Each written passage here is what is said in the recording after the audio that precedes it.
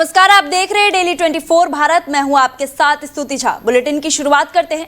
अंकिता भंडारी हत्याकांड में उत्तराखंड हाईकोर्ट ने दोषी पुलकित सौरभ भास्कर, अंकित गुप्ता की जमानत याचिका खारिज कर दी है। 2 दिन की सुनवाई के बाद कोर्ट ने यह फैसला सुनाया है। हालांकि निचली अदालत के फैसले के खिलाफ दोषियों की मुख्य अपील पर सुनवाई अभी जारी रहेगी। प्रदेश सरकार ने कहा है कि मामले में मजबूत पैरवी के चलते आरोपियों को राहत नहीं मिल सकती है और सरकार के अनुसार घटना के बाद 24 घंटे के भीतर आरोपियों को गिरफ्तार कर जेल भेजा गया और निष्पक्ष जांच के लिए एसआईटी गठन किया गया और जांच में करीब 500 पन्नों की चार्जशीट दाखिल की गई, जिसमें करीब 100 गवाहों के बयान और महत्वपूर्ण साक्ष्य शामिल किए गए। सरकार ने बताया कि आरोपियों के खिलाफ गैंगस्टर एक्ट के तहत भी कार्रवाई की गई थी और अभियोजन की प्रभारी पैरवी के चलते उनकी जमानत अर्जियां पहले भी खारिज होती रही। अंकिता के परिवार को 25 लाख रुपए की आर्थिक सहायता देने के साथ उनके पिता और भाई को रोजगार भी दिया गया। सरकार का कहना है कि परिवार की मांग पर सीबीआई जांच के आदेश भी दिए गए। मुख्यमंत्री पुष्कर सिंह धामी ने कहा कि सरकार का लक्ष्य अंकिता को न्याय और दोषियों को कठोर सजा दिलाना है।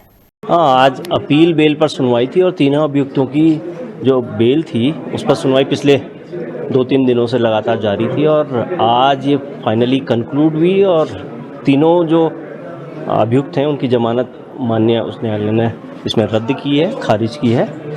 और जहाँ तक दलीलों का सवाल है तो उनकी तरफ से भी दलीलें रखी गई टेलीफोनिक जो सेल आईडी के बेसिस पर और जो बहुत टेक्निकल प्लीज थी, लेकिन हमने ये कहा कि हर वो एविडेंस, हर वो साक्ष्य जिस पर प्रोसिक्यूशन ने रिलाई किया है, सरकार ने रिलाई किया, उसको साबित किया है। तो उत्तराखंड के रामनगर में सरकारी कर्मचारी की मौत के बाद मृतक आश्रित नौकरी को लेकर हैरान कर देने वाला मामला सामने आया है।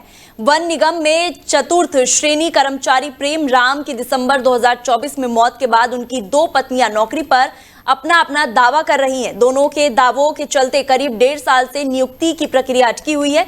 जानकारी के मुताबिक कर्मचारी दूसरी पत्नी के साथ काला दुंगी में रह रहा था और जबकि पहली पत्नी हल्द्वानी में अलग रहती थी। कर्मचारी की मौत के बाद काला दुंगी में रहने वाली पत्नी ने मृतक आश्रित नौकरी के लिए दस्तावेज जमा किए। इसी दौरान पहली पत्नी ने भी नौकरी पर अपना दावा पेश कर दिया। विवाद से पहले परिवार न्यायालय पहुंचा और अब जिला न्यायालय में विचाराधीन है। दोनों पक्ष अपने अपने दस्तावेज कोर्ट में पेश किए हैं। मामला लंबित होने के कारण वन निगम नियुक्ति पर अंतिम फैसला नहीं ले पा रहा है। इसी विवाद का सबसे ज्यादा असर परिवार पर पड़ रहा है और कालादुंगी में रहने वाली महिला के 4 बच्चे हैं और आर्थिक स्थिति बेहद खराब बताई जा रही है। परिवार चलाने के लिए महिला जंगल में लकड़ियां बीनकर बेचने का मजबूर है और वन निगम के डीएसएम मुदित आर्य ने बताया है कि न्यायालय के आदेश पर विधिक राय के आधार पर ही आगे की कार्रवाई की जाएगी।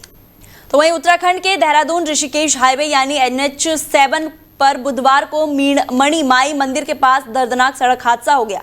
हादसे में 4 लोगों की मौत हो गई जबकि 3 लोग गंभीर रूप से घायल है। सभी घायलों को देहरादून के निजी अस्पताल में इलाज चल रहा है और जानकारी के मुताबिक मारुति इको कार में 7 लोग सवार होकर देहरादून से रोहतक की ओर जा रहे थे और मीणा माई मंदिर के पास पहुंचते ही कार सड़क किनारे एक खड़ी वाहन से टकरा गई और टक्कर इतनी भीषण थी कि इको कार बुरी तरह से क्षतिग्रस्त हो गई। हादसे की सूचना मिलते ही पुलिस मौके पर पहुंची और स्थानीय लोगों की मदद से कार में फंसे लोगों को बाहर निकाला।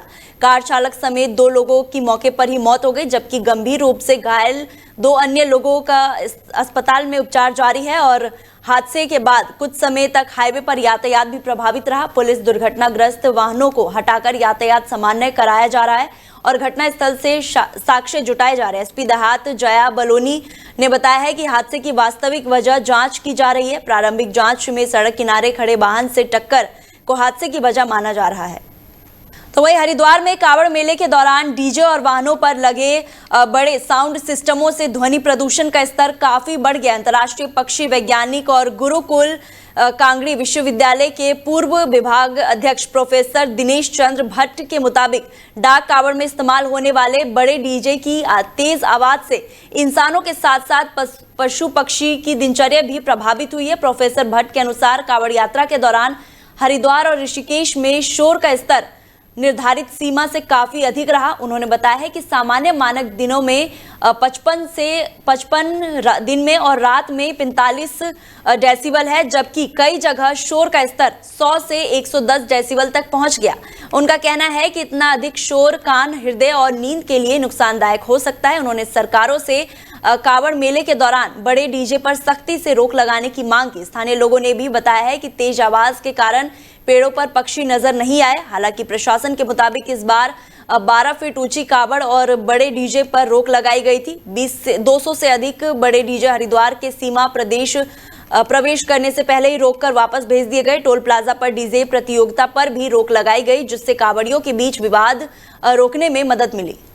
तो वहीं उत्तराखंड समेत कई पहाड़ी राज्यों में मौसम का मिजाज बिगड़ने की चेतावनी जारी की गई है। उत्तराखंड, नैनीताल, हरिद्वार, ऋषिकेश, अल्मोड़ा, पिथौरागढ़ समेत कई जिलों में भारी बारिश और आंधी का अलर्ट जारी किया गया है। मौसम विभाग ने इन इलाकों में लोगों से सतर्क रहने की सलाह दी है और भारी बारिश के कारण पहाड़ी क्षेत्र में भी भूस्खलन और सड़कें बाधित होने जैसी स्थिति पैदा हो सकती है। वहीं तेज आंधी के कारण पेड़ और बिजली के खंभे गिरने का खतरा भी बना हुआ है। उत्तराखंड के अलावा हिमाचल प्रदेश और कई जिलों में भी भारी बारिश और आंधी की चेतावनी जारी की गई है। जम्मू कश्मीर में भी मौसम विभाग ने कई जिलों के लिए आंधी और भारी बारिश का अलर्ट जारी किया है। प्रशासन ने लोगों से खराब मौसम के दौरान अनावश्यक यात्रा करने से बचने और स्थानीय मौसम विभाग के चेतावनी का पालन करने की अपील की है। पहाड़ी इलाकों में खासतौर पर नदी नालों और भूस्खलन संभावित क्षेत्र में दूरी बनाए रखने की सलाह दी गई है।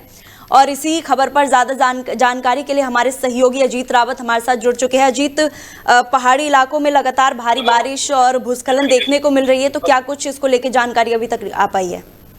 जी देखिए, जैसी स्थिति बन पा रही है, उत्तराखंड समेत कई पहाड़ी राज्यों में मौसम का मिजाज बिगड़ने की चेतावनी भी जारी की गई है। फिलहाल उत्तराखंड के नैनीताल, हरिद्वार, ऋषिकेश, अल्मोड़ा, पिथौरागढ़ समेत कई जिलों में भारी बारिश और आंधी का अलर्ट जारी किया गया है। फिलहाल ऐसी स्थिति में लोग घरों से बाहर ना निकले, ऐसी भी समय समय पर अनाउंसमेंट की जा रही है। और इसके साथ साथ मौसम विभाग ने भी इन इलाकों के लोगों को सतर्क रहने की सलाह दी है। भारी बारिश के दौरान पहाड़ी क्षेत्रों में भूस्खलन, जल भराव और सड़कें बाधित होने जैसी स्थिति पैदा हो सकती है। वहीं तेज आंधी के कारण पेड़ और बिजली के खंभे भी गिरने का खतरा बना रहता है। फिलहाल ऐसी स्थिति में उत्तराखंड के अलावा हिमाचल प्रदेश के कई जिले में भी भारी बारिश और आंधी की चेतावनी जारी की गई है। जम्मू कश्मीर में भी मौसम विभाग ने कई जिलों के लिए आंधी और भारी बारिश का अलर्ट जारी किया है। प्रशासन ने लोगों से खराब मौसम के दौरान अनावश्यक यात्रा से बचने और स्थानीय मौसम विभाग की चेतावनियों का पालन करने की अपील की है। पहाड़ी इलाकों में खासतौर पर नदी नाले और भूस्खलन जैसी संभावित क्षेत्रों से दूरी बनाए रखने की सलाह दी है। अगर कोई किसी भी तरीके से अगर घूमने जाते हैं या ऐसे इस सारी चीजों से ऐसे इलाकों में नहीं जाना चाहिए ना भूस्खलन हो रही है। ऐसे ही जो अपडेट है वो जिला प्रशासन और तमाम जो आसपास के जो आला अधिकारी हैं उन्होंने ये अल्टीमेटम दिया है कि ऐसी जगहों से दूरी बनाए रखें। लेकिन अजीत, फिर भी देखा जा रहा है कि जो पर्यटक है वो अभी भी मतलब घूमने के लिए जा रहे हैं, क्योंकि मौसम ऐसा है तो वो लोग पहाड़ी इलाकों में ज़्यादा जाने में दिलचस्पी रखते हैं। तो कई जगह पे भूस्खलन हुई है, बाढ़ की स्थिति बनी हुई है, तो प्रशासन की तरफ से अभी तक क्या क्या कार्रवाई की गई है और क्या क्या काम चल रहा है?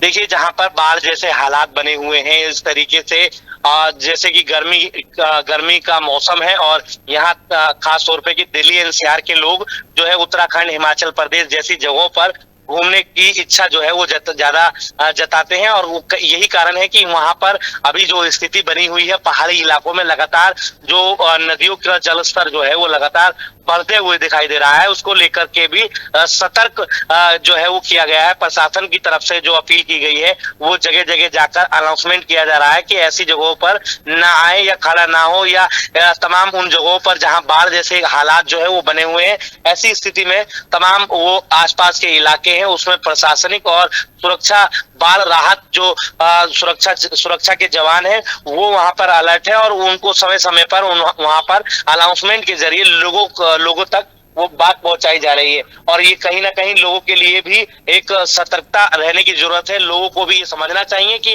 अगर ऐसी जगहों पर, ऐसी जगहों से बचना और कितना हमें ज्यादा प्रभावित करेगा, ये बहुत बड़ी बात है कि अगर हालात, नदियों का जो जल स्तर है वो बढ़ता हुआ दिखाई दे रहा है या बाढ़ जैसे हालात या आसपास के इलाकों में है, तो ऐसी जगहों को, ऐसी जगहों से बचने का प्रयास करें, ऐसी जगहों पर ना जाए। चलिए अजीत, हमारे साथ जुड़ने के लिए बहुत बहुत धन्यवाद आपका। तो वही उत्तराखंड के 10 जिलों में मौसम बिगड़ने का अनुमान लगाया गया है और आंधी के साथ भारी बारिश की भी चेतावनी दी गई है। तो वही उत्तराखंड में आंधी के साथ भारी बारिश की भी चेतावनी दी गई है और उत्तराखंड के साथ साथ हिमाचल और जम्मू कश्मीर में भी मौसम का अलर्ट जारी किया गया है और मौसम विभाग की ओर से चेतावनी जारी की गई है कि इस समय भूस्खलन और बाढ़ का खतरा बना हुआ है और कई जगह बादल फटने का भी खतरा बना हुआ है। तो मौसम विभाग ने अलर्ट जारी किया है कि लोग अपने घरों में ही रहे और अनावश्यक बाहर ना निकले और पहाड़ी राज्यों में भी बारिश को लेकर भी बहुत ज़्यादा अलर्ट जारी किया गया है और उत्तराखंड के 10 जिलों में मौसम बिगड़ने का भी अनुमान लगाया गया है। आंधी के साथ भारी बारिश की चेतावनी भी दी गई है और जम्मू कश्मीर में भी मौसम का अलर्ट जारी है। तो वहीं देहरादून में आयोजित IFS परीक्षावार्थियों के संवाद कार्यक्रम में मुख्यमंत्री पुष्कर सिंह धामी ने शिरकत की। इस दौरान मुख्यमंत्री ने भारतीय वन सेवा और परिवीक्षार्थियों से संवाद करते हुए वन संरक्षण, पर्यावरण संतुलन और उत्तराखंड के प्राकृतिक संसाधनों के संरक्षण को लेकर भी चर्चा की। आइए आपको दिखाते। सबसे पहले तो मैं देवभूमि उत्तराखंड की पावन धरती पर भारत के उपराष्ट्रपति आदरणीय राधाकृष्णन जी का अपनी ओर से आप सबकी तरफ से हृदय से स्वागत करता हूं, आपका अभिनंदन करता हूं। और महोदय, ये हम सभी के लिए आज बहुत ही अत्यंत गर्व और सौभाग्य का क्षण है कि आज हमें आपका यहां पर मार्गदर्शन प्राप्त हो रहा है। साथियों, आदरणीय उपराष्ट्रपति जी का संपूर्ण सार्वजनिक जीवन सादगी, समर्पण और जनसेवा की भावना का प्रेरणादायी उदाहरण रहा है। जमीनी स्तर से सार्वजनिक जीवन की शुरुआत कर देश के दूसरे सबसे बड़े संवैधानिक पद तक पहुंचने की आपकी गौरवमयी यात्रा, परिश्रम, संकल्प और राष्ट्र सेवा के प्रति आपकी अटूट प्रतिबद्धता को दर्शाती है। आपने लंबे समय तक सार्वजनिक जीवन में सदैव राष्ट्रहित और जनहित को सर्वोच्च प्राथमिकता दी है। राज्यसभा के माननीय सभापति के रूप में भी आपने संसदीय परंपराओं और लोकतांत्रिक मूल्यों को मजबूत करने में अपनी बहुत महत्वपूर्ण भूमिका निभाई है। आज आपके तेजस्वी विचारों से, आपके मार्गदर्शन से हमारे युवा वन अधिकारी, जिन्हें निसंदेह अभी विभिन्न क्षेत्रों में अपनी सेवाएं देनी हैं, बहुत सारे क्षेत्रों का समन्वय करना है और सेवा के पथ पर एक नई ऊर्जा के साथ उनको जाने के लिए आपका मार्गदर्शन प्रेरित करेगा। आज के इस अवसर पर मैं सभी अपने युवा प्रोबेशनर्स को भी भारतीय वन सेवा में शामिल होने के लिए आप सभी को अपने हृदय से आप सबको बधाई देता हूं, आप सबको शुभकामनाएं देता हूं तथा देवभूमि उत्तराखंड में आपके प्रशिक्षण एवं प्रवास के लिए भी आपका मैं अभिनंदन करता हूं। साथियों, भारतीय वन सेवा हमारी प्राकृतिक विरासत, जैव विविधता और पर्यावरण संरक्षण का सबसे मजबूत स्तंभ है, क्योंकि वन हमारे लिए केवल एक प्राकृतिक संसाधन नहीं है, बल्कि हमारी संस्कृति, हमारी अर्थव्यवस्था और हमारे जीवन का आधार है। और ये हमारे लिए अत्यंत हर्ष का विषय है कि देवभूमि उत्तराखंड का लगभग 70% से अधिक भूभाग वनों से आच्छादित है। साथियों, हमारे प्रदेश की असली शोभा और इसकी पहचान यहाँ के विशाल पर्वत, यहाँ की कल कल बहती नदियाँ और हमारे समृद्ध वन ही हैं। ऐसे में वनों और हमारी समृद्ध जैव विविधता को, उसका संरक्षण केवल एक प्रशासनिक दायित्व नहीं है, बल्कि हमारी भावी पीढ़ियों के अस्तित्व को सुरक्षित रखने का संकल्प भी है। इस महान संकल्प को सिद्ध करने में आप सभी अधिकारियों का योगदान अत्यंत महत्वपूर्ण है। मेरा मानना है कि आप केवल एक प्रशासनिक अधिकारी नहीं, बल्कि प्रकृति के रक्षक भी हैं। जलवायु परिवर्तन जैसी वैश्विक चुनौतियों के इस दौर में आपकी जिम्मेदारी अत्यंत महत्वपूर्ण हो जाती है। जब हम हर वर्ष हमें उत्तराखंड की बात करूं तो हमें बहुत सारी आपदाओं का सामना करना पड़ता है। कभी एवलांच आ रहा है, कभी जो है लैंडस्लाइड हो रहा है, कभी अत्यधिक मानसून में बारिश हो रही है। ऐसे अनेक जो चुनौतियां हैं उनका हमें सामना करना पड़ता है। तो आपको ऐसे समय में अपनी प्रशासनिक क्षमता और आधुनिक तकनीक इन सभी का उपयोग करते हुए वनों का संरक्षण भी करना है। वन क्षेत्रों में रहने वाले स्थानीय समुदायों के साथ समन्वय स्थापित करके उनके कल्याण का मार्ग भी प्रशस्त करना है। मुझे पूरा विश्वास है आप सभी इस महत्वपूर्ण भूमिका को बहुत ईमानदारी के साथ, बहुत संवेदनशीलता के साथ निभाएंगे और इस अनमोल प्राकृतिक धरोहर को और अधिक समृद्ध बनाएंगे। आज आदरणीय प्रधानमंत्री श्री नरेंद्र मोदी जी के नेतृत्व में देश विकसित भारत के संकल्प के साथ आगे बढ़ रहा है और विकास यात्रा में पर्यावरण संरक्षण का भी समान महत्व दिया जा रहा है। मिशन लाइफ और एक पेड़ मां के नाम जैसे अभियानों के माध्यम से पर्यावरण संरक्षण को जन भागीदारी और जिम्मेदार जीवन शैली से जोड़ा जा रहा है। आदरणीय प्रधानमंत्री जी के मार्गदर्शन में हमारी सरकार भी पर्यावरण संरक्षण और विकास के बीच एक मजबूत संतुलन बनाकर काम कर रही है। हमने राज्य में देश का सबसे बड़ा जो अतिक्रमण विरोधी अभियान चलाकर 13,000 एकड़ से भी अधिक वन भूमि को अवैध कब्जों से मुक्त कराया है। वहीं उत्तराखंड देश का पहला राज्य है जहां समर्पित फॉरेस्ट ड्रोन फोर्स का गठन किया गया है। साथ ही चारधाम यात्रा पर डिजिटल डिपॉजिट रिफंड सिस्टम लागू किया गया है, जिसे शीघ्र ही पूरे प्रदेश के अंदर विस्तार दिया जाएगा। हमने यह भी सुनिश्चित किया है कि विकास की परियोजनाएं पर्यावरण की कीमत पर न हो। राजाजी टाइगर फोर्स से गुजरने वाली दिल्ली देहरादून एक्सप्रेस वे पर लगभग 12 किलोमीटर लंबा एलिवेटेड वन्यजीव कॉरिडोर इसका एक बहुत बड़ा उदाहरण है। ये परियोजना इस बात का प्रमाण है कि आधुनिक बुनियादी ढांचे और वन्यजीव संरक्षण को लेकर भी साथ भी चला जा सकता है, यानी कि विकास, इकोलॉजी और इकोनॉमी दोनों साथ साथ चल सकते हैं। साथियों, वन संरक्षण को और अधिक प्रभावी बनाने के लिए हमने कई प्रशासनिक सुधार भी किए हैं।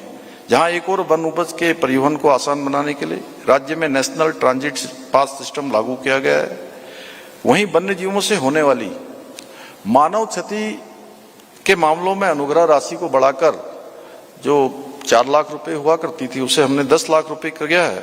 साथ ही वन पंचायतों को और अधिक मजबूत करने के लिए उत्तराखंड वन पंचायती नियमावली में भी जो जरूरी आवश्यक संशोधन है वो संशोधन भी हमने किए हैं। इसके अलावा राज्य में वनाग्नि से निपटने वाले फायर वॉचर्स के लिए जीवन बीमा की व्यवस्था भी की गई है। साथ ही पिरूल एकत्रीकरण के माध्यम से स्थानीय ग्रामीणों के लिए रोजगार के नए अवसर भी सृजित किए हैं। यही नहीं, मुझे बताया गया है कि मानव जीव वन संघर्ष को कम करने के लिए बायो फेंसिंग, त्वरित प्रतिक्रिया दल, 24 घंटे सक्रिय वन्य जीव हेल्पलाइन 1926 जैसी व्यवस्थाएं भी मजबूत की है। साथियों, हमारा लक्ष्य वनों की रक्षा के साथ साथ इकोलॉजी और इकोनॉमी के बीच एक ऐसा संतुलन बनाना है जिसमें प्रकृति और वन्य जीव दोनों ही सुरक्षित रहें और इन वनों से जुड़े हमारे स्थानीय समुदाय भी वह भी समृद्ध हों। और मुझे पूरा विश्वास है कि आने वाले समय में आप सभी वन अधिकारी भी इसी संतुलित दृष्टिकोण के इस दृष्टिकोण को अपनी कार्यशैली का हिस्सा बनाएंगे और देवभूमि उत्तराखंड सहित पूरे देश में वनों के बेहतर संरक्षण के आदरणीय प्रधानमंत्री जी के विकल्प रहित संकल्प को पूरा करने में अपना अमूल्य योगदान देंगे। साथ ही मैं आशा भी करता हूं कि जहां भी आप अपनी सेवाएं देंगे वहां अपने ज्ञान से, अपने अनुभव से जो भी आपने शिक्षण प्रशिक्षण यहाँ प्राप्त किया है उसको पूरी संवेदनशीलता और अपने अधिकारों के साथ अपनी जिम्मेदारी को सर्वोच्च स्थान देंगे। इसी विश्वास के साथ मैं आप सभी वन अधिकारियों के बहुत उज्जवल भविष्य की कामना करता हूं तथा आदरणीय उपराष्ट्रपति श्री CP राधाकृष्णन जी का पुनः एक बार स्वागत एवं अभिनंदन करते हुए अपनी बात को समाप्त करता हूं। धन्यवाद।